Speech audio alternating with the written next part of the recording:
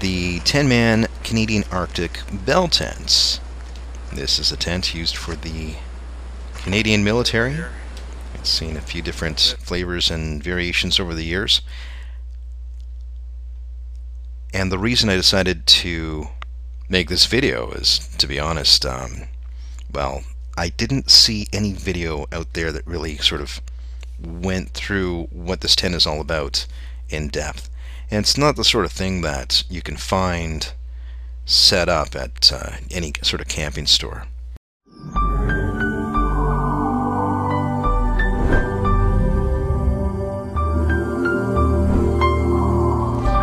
So we'll start off with where I got it. I got it at a company called Hero Outdoors here in Canada, and they were quite pleasant to deal with, actually.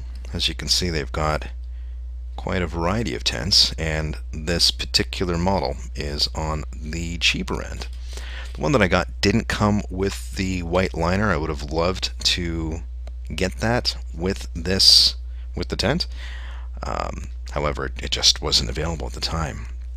However, they've made a promise to get in touch with me when they get one. So we'll just zoom in on the specs here. I was kind of reading this before I made this video, and I noticed that it says 38.5 kilograms, which is, my math skills are terrible, that's what that is. However many pounds that is, I guess around 80 or 90 pounds. And I don't think that's the case with this tent. I'm assuming that's what it is with the white liner as well. It is a very large tent, as you can see in this clip here, and I've thrown down a $20 bill to give you sort of a size comparison. It did come in a box as well. So first thing on my agenda is to get a duffel bag, or some sort of bag to contain it in.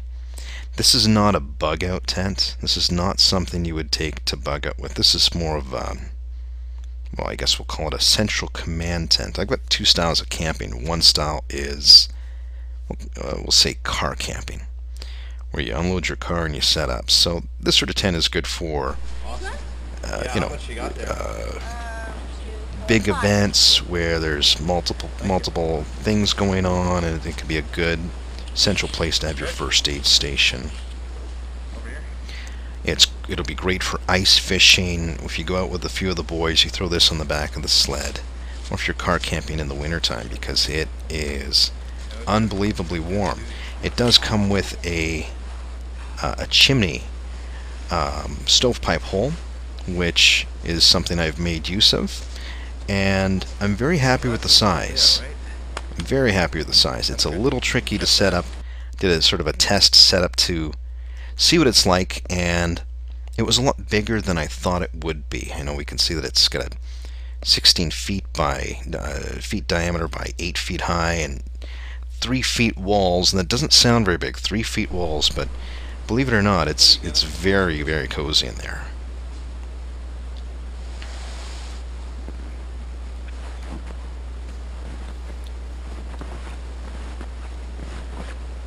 One thing this tent didn't come with is tent pegs. So what I ended up doing is going over to, if I can get it into Google here, place that, you know, I'm not even too sure if they've got this in America or not. I apologize to American friends. We've got a store here called Princess Auto. I'm pretty sure they do. Princess Auto actually sells some surplus military surplus, such as ammo boxes, and they also have tent pegs as well, which once you look at them, they seem to be directly from the military as well. They have that, you know, they're refurbished, and they've got the, well, you can see the scuff marks on them there. And we can also see some pop-ups as well. The reason I would recommend the Princess Auto tent pegs over, you know, we got a wide variety of all these other tent pegs we can try here, smaller, lighter in weight, is they just seem to be a lot more durable, these huge aluminum tent pegs. And considering the size and weight that you're taking with the tent, in and of itself, it's not going to make or break you if you take a dozen of these pegs with you. One concern I do have is all these patches that I found on the tent. Well, it's got its share of patches on here. What I do like is the setup being independent of any trees. You can just sort of plug things in right into the ground. However, you will need an 8-foot pole. Or you could buy an aluminum extendable pole from a store like Hero Outdoors. It just makes sense to get one from the forest. What worked really well too is these Luminade night lights, and I've probably rambled about these before, but you set one of those above top the tent and you're golden. The stove I've got, the Frontier Firearms. That's a firearms place. Frontier stove is fantastic in that tent. It sets up nicely. The only complaint that I have is I've got a 6-inch diameter stovepipe hole, and the diameter of my chimney, or my stovepipe, is 2 inches. So I'm trying to figure out a way to sort of invent a way to cover that excess hole. Speaking of the stovepipe hole, it is said, so I've heard, I don't have any confirmation on this, but it's been said that there is asbestos contained around the fabric around that hole, which is obviously a concern because of the negative effects of asbestos. However, there's a gentleman named Jeff from Hero Outdoors assured me that this wasn't the case with this particular tent, but I'm pretty confident that some of the older tents had asbestos. It does have sort of an unusual way of connecting the fly lines to the tent, and it seems to be sort of without any knots. You've got this little piece of wood that you adjust, and it does seem to work quite efficiently.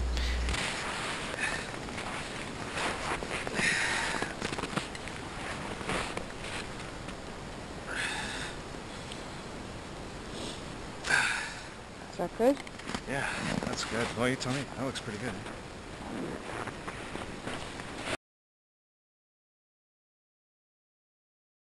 Looks like my paddle fell down here. Do you want to come and pick up the paddle for me?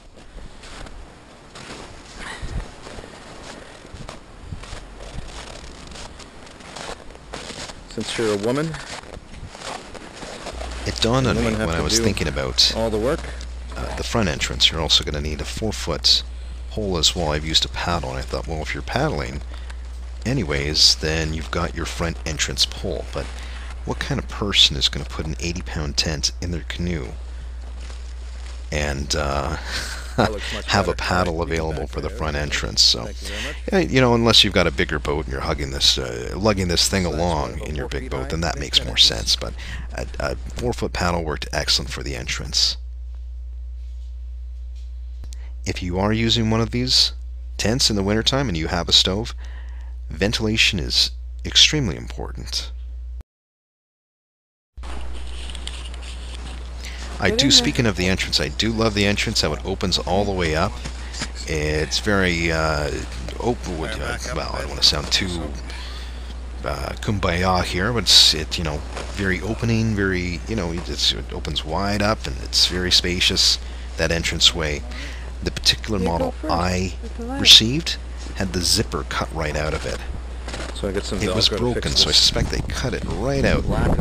That doesn't matter. I can sew in a zipper. That's not a big deal. What I do like, though, too, is it's got these. You've got the initial entrance, and you've also got this screen, a bug screen, to protect you from the bugs. I'm a little concerned. With that said, I'm a little concerned with the holes in the tent. I mean, I've got all these various patches everywhere. I'm a little concerned with the stovepipe. Is that really asbestos? I mean, or is that just a sales tactic to get rid of it? I don't know. And not to discredit Hero Outdoors. I mean, they were very professional all the way through. And I don't see myself lugging this around at a lot of events, because it is a little bit cumbersome to set up, and it's a little bit cumbersome to take down if you're doing it all by yourself. However, with that said, it's definitely a central command post station. It's amazingly spacious inside, and I would highly recommend it if you've got a few extra bucks. Speaking of which, didn't even talk about that. The price of this tent, I paid about 400 bucks for this tent. So as you can see, it is not cheap. It's not cheap. So this is more of not that I'm rich. It's a lot of luxury item, but this should definitely not be your primary tent. This is if you've got your bivy sack, if you've got a few sleeping arrangements, I guess we'll call them. This should be something that's secondary or tertiary if you're really into camping. And if you are into the outdoors as much as I am, then this would be an invaluable addition to your camping shelter gear.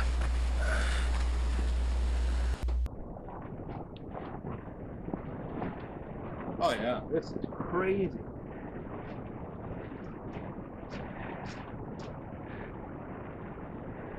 Let's dig it out of it.